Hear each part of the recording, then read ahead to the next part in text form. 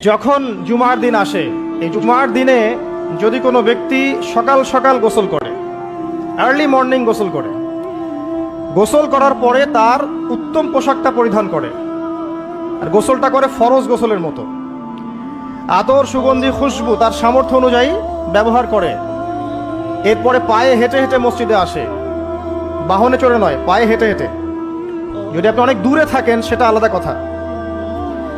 এবং ইমামের কাছাকাছি বসে মসজিদে আসার পরে যতটুকু সম্ভব হয় সুন্নত পড়ে নিল, নফল পড়ে নিল, এরপর ইমামের কাছাকাছি এসে বসলো। ইমামের খুতবা শ্রবণ করে মনোযোগের সাথে। খুতবা শ্রবণ করার সময় কাউকে কষ্ট দেয় না। কাউকে কষ্ট দেয় না মানে হচ্ছে যে কেউ কথা বললে তাকে এতটুকু বলে না যে তুমি চুপ করো, কোনো কষ্ট দেয় না। ইমামের খুতবা শ্রবণ করে, নামাজ পড়ে ইমামের সাথে। এই ব্যক্তির আমল নামায় নবী সাল্লাল্লাহু আলাইহি ওয়াসাল্লাম বলছেন যে প্রত্যেক পদক্ষেপের বিনিময়ে 1 বছরের নফল নামাজ আর 1 বছরের নফল রোজার নেকি লেখা হয়। জুমার এই সমস্ত নেকি নষ্ট হয়ে যাবে যদি আমরা এখানে আদব রক্ষা করতে না পারি।